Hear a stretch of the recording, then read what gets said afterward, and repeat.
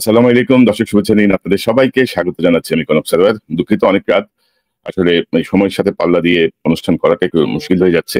তারপরে ভাবলাম যে বিএনপি নমিনেশন ঘোষণা করেছে, আপনারা সবাই জানেন ইতিমধ্যে। 237টি আসনে তারা নমিনেশন প্রার্থী ঘোষণা করেছে।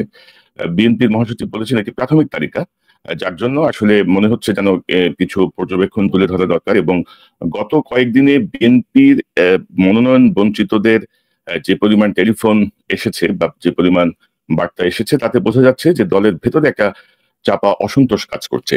তো বিএনপির এই যে নমিনেশন প্রক্রিয়াটা, এই প্রক্রিয়াটা মানে যে প্রক্রিয়ায় প্রায় 16 বছর পরে আহ, যে নির্বাচন, গ্রহণযোগ্য একটি নির্বাচনের কথা সবাই বলছেন, সেই জায়গাটায় নমিনেশন যেভাবে হওয়া দরকার ছিল সেইভাবে হয়নি। এখানে যথেষ্ট অপরিপক্কতার ছাপ বিদ্যমান। এবং ধরেন যে জনাব তারেক রহমান সাহেবের কাছে আসলে বাংলাদেশ থেকে নেতারা যেভাবে উপস্থাপন করেছেন, সেই অনুযায়ী তিনি আসলে সিদ্ধান্ত দিয়েছেন। তো প্রথম কথা আমি যদি বলি যে ধরেন ইতিমধ্যে ধরেন একটা মনোনয়ন কিন্তু বাতিল করতে হয়েছে। ধরেন মাদারীপুর একের ভাসাবির মালিক এই দুর্বৃত্ত যার মনোনয়ন ঘোষণা করেও সেটি আবার পরে স্থগিত করা হয়েছে। তো আপনি একটি এই ঘটনাতে বুঝতে পারছেন যে ধরেন পরিকল্পিতভাবে যে হয়নি, এটি আমরা বলতেই পারি। পাশাপাশি ধরেন বাংলাদেশের মনোনয়নটা ছিল একটা উৎসব। ধরেন দলীয় ফান্ডে বৈধভাবে একটা ফান্ড ক্রিয়েট করা, মনোনয়ন দেয়া। বাংলাদেশে এরকম বহু নেতাকর্মী আছেন যারা অন্তত এই উপলক্ষে অন্তত 30 সেকেন্ড, 1 মিনিট, 5 মিনিটের জন্য জনাব তারেক রহমান সাহেব বা বেগম খালেদা জিয়ার সঙ্গে একটু কথা বলতে চান, একটু দেখা করতে চান। এমন একটা সুযোগেও কিন্তু অনেকে নমিনেশন কেনেন। আর গত কয়েক বছরে ধরেন, বিশেষ করে গত 1 বছর যদি ধরি, আমি 14-15 মাস, 5ই আগস্ট হাসিনা পালিয়ে যাওয়ার পর থেকে যদি ধরি, এরকম বহু মানুষকে বলা হয়েছে যান এলাকায়, যান কাজ করেন। তো হঠাৎ করে এই যে নমিনেশন ঘোষণা, এটি আসলে অনেকের মন ভেঙে দিয়েছে এবং অনেকে খুবই কি বলবো ক্ষুব্ধ হয়েছেন। যে তারা ধরেন এই প্রক্রিয়াটা, ধরেন আপনি এই তালিকাটা আছে আপনার কাছে, তো এই তালিকাটা নিয়ে আপনি যদি নমিনেশন পেপার বিক্রি করতেন, কয়দিন, 10 দিন, 15 দিন সময় লাগতো হায়েস্ট। আপনি সবার সাথে, তারেক রহমান সাহেব অনলাইনে থাকতেন বা ম্যাডাম অনলাইনে থাকতেন, সবার সঙ্গে 1 মিনিট করে যদি কথা বলতেন তাহলে তো হতো। তো সেটি থেকে বঞ্চিত করা হয়েছে আমি বলবো, এবং এটি আসলে একটা বিরূপ প্রভাব পড়বে। কারণ যারা বিএনপিকে ভালোবাসেন, যারা জাতীয়তাবাদী রাজনীতিকে ভালোবাসেন, তারা অনেকের কাছ থেকে যে প্রতিক্রিয়া পেয়েছি, সেটি ঠিক ভালো হবে বলে আমাদের মনে হচ্ছে না। তো তারপরে ধরেন আমি যদি নমিনেশনের দিকে তাকাই, আমি দেখাই আপনাদেরকে এই 237 জনের মধ্যে আহ ডাক্তার নমিনেশন পেয়েছেন 12 জন চিকিৎসক নেতা, এবং তাদেরকে ডক্টরস অ্যাসোসিয়েশন অফ বাংলাদেশ, ড্যাব, তাদেরকে স্বাগত জানিয়েছেন। যে বিএনপির মনোনয়ন পাওয়া ড্যাবের 12 জন চিকিৎসক নেতাকে আন্তরিক শুভেচ্ছা ও অভিনন্দন।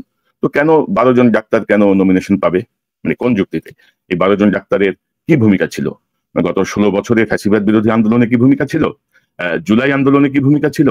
বা কখন, মানে আপনি কোন ক্রাইটেরিয়া এই যে ড্যাবের 12 জন চিকিৎসককে আপনার নমিনেশন দিতে হবে? মানে এটা কোনো এই যে ধরেন একটা পেশাজীবীর জায়গা থেকে, একটা পেশাজীবী অংশ থেকে আপনি 12 জনকে যদি নমিনেশন দেন, তো আপনার এখানে সেনাবাহিনী থেকে নমিনেশন কয়জন? মেজর হাফিজ এবং এয়ার ভাইস মার্শাল বিমান বাহিনী প্রধান যিনি ছিলেন তিনি, এবং আরো একজন, 3 জন ছাড়া বাকিটা কোথায়? এই 3 জন তো অনেক প্রবীণ নেতা, এবং তার মেজর হাফিজ তো স্থায়ী কমিটির সদস্য।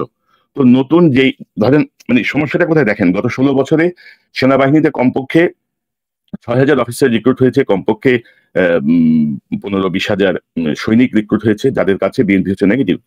তো 16 বছরে কিন্তু সেনাবাহিনীর অবসরপ্রাপ্ত কর্মকর্তারা সরকারের বিপক্ষে অবস্থান নিয়ে চাকরি হারিয়েছেন, বিডিআর বিদ্রোহের প্রতিবাদ করে চাকরি হারিয়েছেন। জুলাই বিপ্লবের সময় সেনাবাহিনীর অবসরপ্রাপ্ত অফিসারদের একটা গুরুত্বপূর্ণ ভূমিকা ছিল। তো আপনি তাদেরকে কেন মূল্যায়ন করলেন না? 12 জন ডাক্তার যদি আপনি দিতে পারেন, সেনাবাহিনীর অবসরপ্রাপ্ত অফিসারকে দিয়ে আপনি কি নতুন পুরানের একটা চেক এন্ড ব্যালেন্স করতে পারতেন না? যাদের ভূমিকা ছিল, বিডিআর বিদ্রোহে যারা প্রতিবাদ করে, বিডিআর ঘটনায় যারা ভিকটিম, হাসিনার দ্বারা যারা বিভিন্ন সময় ভিকটিম, তাদেরকে কি আপনি নমিনেশন দিতে পারতেন না? এই দলে দিতে পারতেন। কিন্তু আপনার দলের মানে বিএনপির মধ্যে কিন্তু গুপ্ত কয়েকটা গ্রুপ আছে। বিএনপির মধ্যে একটা গ্রুপ আছে গুপ্ত ওয়াকার, একটা গ্রুপ হচ্ছে গুপ্ত ভারত, একটা গ্রুপ হচ্ছে গুপ্ত সুবিধাভোগী। অর্থাৎ যেদিকে যাবে সেদিকেই যাবে। যেমন এখন ওয়াকারের কাছ থেকে সুবিধা নিচ্ছে, এখন ওয়াকারের পক্ষে বিএনপি শীর্ষ নেতৃত্বকে তারা বায়াস করবে। তো এই নমিনেশনে আপনার আমি দেখলাম যে সংস্কারপন্থী অনেক নেতা, যারা ধরেন একসময় বেগম জিয়া, খালেদা জিয়াকে বলছে এটা দরকারই না, এটা বাদ, এদেরকে দিয়ে হবে না বিএনপি, এই জাতীয় লোকজন নমিনেশন পাইছে। আবার কিছু সংস্কারপন্থী বাদ পড়ছে। আবার ধরেন 300, 400, 500 মামলা আছে, মানে পুরো 16টা বছর বিভীষিকাময় জীবন কাটাইছে, এরকম অনেকে বাদ পড়ে গেছে। সেখানে মানে কোন বিবেচনায় কাকে নমিনেশন দেওয়া হচ্ছে? তো এই যে জায়গা, এই যে জায়গাগুলো ভাই কি বলবো বলেন? এখন এসব বললে আবার আমাদের বিরুদ্ধে এক গ্রুপ নামবে, তো যে যা খুশি তা করুক, কিন্তু বাস্তবতা হচ্ছে এর কিন্তু একটা বিরূপ কিন্তু প্রভাব পড়বে। তো এই জায়গা থেকে আমি আসলে বলতে চাচ্ছি, তারপরে ধরেন এই নমিনেশনে সাংবাদিকদের অংশগ্রহণ কোথায়? কয়জন সাংবাদিক আছেন? দু একজন আইনজীবী আছেন। এই আইনজীবীদের ভূমিকা কি ছিল? বা আপনি এটা আসছে ওই কারণে যে এমন না যে সব পেশা থেকে দিতে হবে, কিন্তু আপনি যখন 12 জন চিকিৎসককে যখন আপনি নমিনেশন দেবেন, তখন খুব লজিক্যালি এই প্রসঙ্গগুলো আসে যে আপনাদের আসলে আপনারা আহ, কোন বিবেচনায়, কোন ক্রাইটেরিয়ায় এই নমিনেশন দিলেন। আহ, নারীদের ক্ষেত্রে আমি যদি বলি, বহু পরিচিত নারী মুখ বাদ পড়েছে, যারা উম প্রতিবাদী ছিলেন, যারা আন্দোলনে ছিলেন, এমন নারী নেত্রীদেরকে বাদ দেওয়া হয়েছে। 63টা আসন খালি রাখা হয়েছে বলা হচ্ছে শরিক দলের জন্য। তো শরিক দলের জন্য যদি 63 আসন খালি রাখা হয়, বিএনপির নারী যে পার্সেন্টেজ, ইলেকশন কমিশনের যে পার্সেন্টেজ, সে অনুযায়ী কতজন আসলে আপনারা দিচ্ছেন? মানে অর্থাৎ most of the people unhappy, এবং মানে কি বলবো, এটা খুব আনফর্চুনেট। এবং অনেকে ধরেন এগুলো নিয়ে প্রতিবাদ করছে না, কারণ যে বহিষ্কার হয়ে যাবে, এক ধরনের হুমকি দেওয়া আছে, দলের সিদ্ধান্তের বাইরে যাওয়া যাবে না, বহিষ্কার হয়ে যাবে। তো অনেকেই হতাশ। অর্থাৎ আহ, মানে হাসিনা পরবর্তী, জুলাই পরবর্তী এই রাজনীতিতে, এই নির্বাচনে আমরা যে গুণগত পরিবর্তনটা দেখতে চেয়েছিলাম, সেটি অধিকাংশ প্রার্থীর ক্ষেত্রে সেটি আমরা দেখছি না। এখনো ধরেন সেই মন গড়া স্টাইলে চলছে সবকিছু, আনুগত্যের খেলা চলছে, টাকার খেলা চলছে। এবং ধরেন গত 2 দিনে কমপক্ষে 50 জনের বেশি মনোনয়ন বঞ্চিতরা ফোন দিয়েছেন, এবং প্রত্যেকেরই অভিযোগ যে এখানে একটা বড় টাকার খেলা হয়েছে। জানি টাকা কে খেয়েছেন এটার ব্যাপারে তাদের আবার সুনির্দিষ্ট কোনো আনসার নাই। তো ধরেন ঢাকা থেকে যারা এই জায়গাগুলো ডিল করেছেন, তাদের দিকেই অনেকের ইঙ্গিত। তো মানে আমার কথা হচ্ছে কি, যে ধরেন আমরা যারা চাই যে জাতীয়তাবাদী ঘরানার যে দল বিএনপি, তার নেতৃত্বে কি সরকার হোক, আপনারা কি চান? আপনারা যারা জাতীয়তাবাদী রাজনীতির সঙ্গে যুক্ত, আপনারা যারা স্টেক, মানে মূল দল চালান, আপনারা যারা বড় বড় নেতা, আপনারা কি চান? আপনারা আপনাদের ব্যাপারে কথা বললে তো আবার আমাদের গোষ্ঠী উদ্ধার করে আপনারা ছেড়ে দিতে চান। কিন্তু প্রশ্ন হচ্ছে ওইখানে যে আপনারা কোন ক্রাইটেরিয়ায়, কোন ক্যাটাগরিতে এই নমিনেশন ভাগ করলেন। আমি যদি প্রত্যেকটা প্রার্থী, আমি চেষ্টা করছি প্রত্যেকটা প্রার্থীর যদি আপনি সাইটেশন দেন যে 16 বছরে এর এই ভূমিকা ছিল, জুলাই বিপ্লবে এর এই ভূমিকা ছিল, 16 বছরের চেয়েও আসলে জুলাই বিপ্লবের সময়টায় তার কি অবস্থান ছিল, সেটি অনেক গুরুত্বপূর্ণ আমাদের কাছে। এবং আমরা চাই যে ত্যাগী নেতারা নমিনেশন পাক। যেহেতু এটা প্রাথমিক তালিকা, ইতিমধ্যে একজন স্থগিত করা হয়েছে, আরো রিভিউ করার সুযোগ আছে। আমি বলবো যে একটা একটা একটা যেন কি বলবো, একটা যেন সমন্বিত, অর্থাৎ সবার কাছে গ্রহণযোগ্য যেন একটা তালিকা হয়। এবং প্রত্যেকটা এলাকায় আপনারা জানেন যে যারা দীর্ঘদিন ধরে রাজনীতি করছেন, তাদেরকে আপনি বঞ্চিত করতে পারেন, তাদেরকে আপনি মনোনয়ন না দিতে পারেন, বা আহ, কিন্তু তার আফটার ইফেক্টটা কি হতে যায়, কি হবে? একটা নতুন নেতৃত্ব দরকার, নতুন ইয়াং ব্লাড আসা দরকার, সেটা আমরা বিশ্বাস করি। কিন্তু সেই ইয়াং ব্লাডের মধ্যে আপনারা কিভাবে মূল্যায়ন করছেন, কাদেরকে কিভাবে মূল্যায়ন করছেন, অর্থাৎ সব মিলিয়ে আসলে একটা ভজঘট অবস্থা। এবং আজকে আপনারা দেখছেন যে চট্টগ্রামে বিএনপি প্রার্থীর গণসংযোগের সময় গুলির ঘটনা ঘটেছে, প্রার্থী গুলিবিদ্ধ হয়েছেন। তো সেই জায়গাটায় ধরেন আদৌ অন্তর্বর্তীকালীন সরকার আদৌ নির্বাচন চায় কিনা, সেটিও একটা প্রশ্ন উঠেছে। এনসিপি ইতিমধ্যে বলেছে সরকারের মধ্যে একটা অংশ নির্বাচন চায় না। এবং অনেক আলামতেই আমাদের কাছে স্পষ্ট হচ্ছে যে নির্বাচনটাকে ভণ্ডুল করাও অনেকের লক্ষ্য। আবার বিএনপির একটা অংশ আবার আওয়ামী লীগের ভোট পাওয়ার জন্য চেষ্টা করছে, আওয়ামী লীগের ভোট পাওয়ার জন্য আওয়ামী লীগকে প্রমোট করছে। এবং বলা চলে যে বিএনপি এবং জামাত উভয়ই যৌথ প্রক্রিয়ায়, যৌথভাবে 5ই আগস্টের পরে আওয়ামী লীগের সবাই দুলাভাই হয়ে গেছে। আওয়ামী লীগকে দুলাভাইয়ের মতো তারা আশ্রয় দিয়ে রেখেছে অনেক জায়গায়, অনেক নেতায়, অনেক নেতা। এবং প্রত্যেকটা এলাকায় এলাকায় এটার বিনিময়ে তারা অর্থ নিয়েছে, এটার বিনিময়ে তারা তাদের সমর্থন চেয়েছে সামনে নির্বাচনে। তো এই জিনিসগুলো কি ধরেন কতটুকু গ্রহণযোগ্য হবে সাধারণ মানুষের কাছে? আমি বলবো বিএনপির যারা শীর্ষ নেতৃত্ব আছেন, দয়া করে এই বিষয়গুলো ভাবেন। ত্যাগী নেতা যারা জুলাইয়ের সঙ্গে, জুলাইয়ের স্পিরিটকে যারা ধারণ করে, যারা ফ্যাসিবাদ বিরোধী আহ, অবস্থান ধারণ করে, যারা নিজের স্বার্থে ফ্যাসিবাদের কাছে বাংলাদেশকে বিকিয়ে দেবে না, এই জাতীয় নেতৃত্ব ছাড়া আপনারা যদি নমিনেশন দেন, ফলাফল কিন্তু ভালো হবে না। পাশাপাশি বিএনপি জামাতের মধ্যে এখন যে বৈরিতা আমরা দেখছি, এখন যে বৈরী অবস্থা আমরা দেখছি, সেটার আসলে অবসান খুব জরুরি। এবং এটি যদি না হয়, তৃতীয় পক্ষ যে সুবিধা পাবে, এটি বলাই বাহুল্য। এবং আমি জানি না কি কারণে এত দীর্ঘদিনের যেই মানে রাজনীতি একসঙ্গে বা জোটগত ভাবে বা কি বলবো এটাকে, একটা কি যেন কমন টার্মস আছে না, যে যুগপৎ আন্দোলনে যে অংশগ্রহণ ছিল, সেই জায়গাটায় বিএনপি এবং জামাতের মধ্যে এখন যে বৈরী অবস্থান, এই বৈরী অবস্থান কিন্তু আমার ধারণা হচ্ছে প্রতিবেশী রাষ্ট্রের মধ্য থেকে তৈরি করা হয়েছে। প্রতিবেশী রাষ্ট্রের যে এজেন্ডা বিএনপির মধ্যে আছে, তাদের যে এজেন্ডা জামাতের মধ্যে আছে, সব মিলে এরকম একটা অস্থিতিশীল পরিবেশ তৈরি করা হয়েছে। এনসিপির যেই ছেলেগুলো, তাদের ভূমিকা আপনি অস্বীকার করতে পারবেন না, কিন্তু উচিত ছিল আমাদের সিনিয়র রাজনীতিবিদদের তাদেরকে গাইড করা।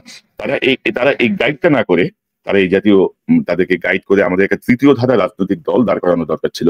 সেটি না করে তারা এই বাচ্চাদের সঙ্গে তারা কাম্মাকাম্মিতে জড়াই করছেন। কোন বাচ্চা কি বললো, কোন ছেলে কি বললো, এটা নিয়ে বুড়া বুড়া রাজনীতিবিদদের যে প্রতিক্রিয়া, মানে কিছু বলার নাই আর কি। মানে এগুলো নিয়ে আমরা আমরা কিছু বলতে গেলে আমাদেরকে বলবো এরা দেখো গুপ্ত জামাত। তো যাই হোক, ওভারঅল যে সিচুয়েশন, সেই সিচুয়েশনে বিএনপির যে মনোনয়ন, তাতে মনে হচ্ছে বিএনপি আবার একটা গাড্ডায় পড়লো, আবার একটা গর্তের মধ্যে পড়লো বা গর্তের মধ্যে ফেলা হলো। এখনো সময় আছে, এখনো সুযোগ আছে এই গর্ত থেকে বের হয়ে আসার, বিতর্কিত লোকদেরকে বাদ দেওয়ার, যারা সত্যিকারের গণমানুষের প্রতিনিধিত্ব করেন, সত্যিকারের যারা 16 বছরে যাদের অবদান ছিল, যারা জুলাইতে অবদান ছিল, সেই মানুষগুলোকে মূল্যায়ন করার। এবং আমি এক্ষেত্রে বলবো যে বিশ্বাসঘাতক কি হয়, 111-এ যারা দলের বিপক্ষে অবস্থান নিয়েছিল, সেই বিশ্বাসঘাতকদেরকে কোনোভাবেই যেন দলীয় কোনো সুবিধায় তারা না পান, দলীয় কোনো মনোনয়ন না পান, সেই জায়গাটা আবারও পুনর্বিবেচনা করা যেতে পারে। এবং যাদের অবদান ছিল তাদেরকে যেন আমরা কোনোভাবে না হারাই। এবং আমরা চাই যে সমন্বিতভাবে বিএনপি নেতৃত্বে একটি সরকার হোক, জাতীয়তাবাদীর একটি সরকার হোক, যে সরকার আসলে সকল কিছুর ঊর্ধ্বে উঠে বাংলাদেশের পক্ষে, গণতন্ত্রের পক্ষে কাজ করবে, যারা ফ্যাসিস্টদের বিচার করবে, যারা জুলাই হত্যাকারীদের বিচার করবে, কোনো আপোষের দিকে যাবে না।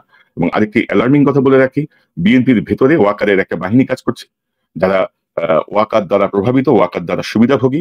আমি খুব সহজেই তাদের ব্যাপারে তথ্যপাত্র সামনে নিয়ে আসবো। তাদের ব্যাপারে বিএনপিকে সতর্ক থাকতে হবে।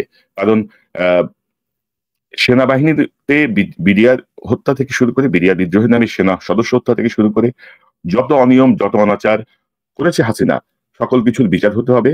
এবং সে যত বড় স্টারওয়ালা জেনারেলই হোক, সে যত বড় ক্ষমতাবানই হোক, তাদের কাউকে ছাড় দেওয়া হবে না। বাংলাদেশের ছাত্র জনতা জুলাই 2024-এ যেভাবে রুখে দাঁড়িয়েছে, এই রুখে দাঁড়ানোটা এখন খুব স্বাভাবিক একটা বিষয়।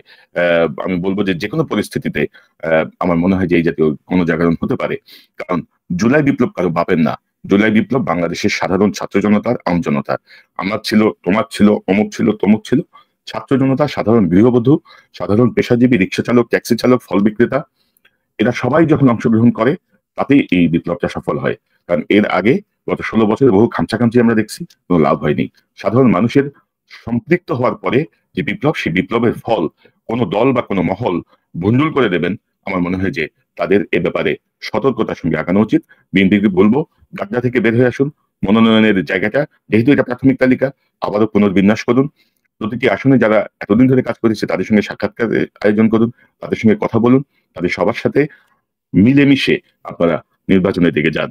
আর আদৌ নির্বাচন হবে কিনা, এই ইউনূস সরকারের একটা অংশ নির্বাচন আদৌ চায় কিনা, এই যে বিষয়টা, এই বিষয়টাকেও গুরুত্ব সহকারে বিবেচনায় রাখবেন।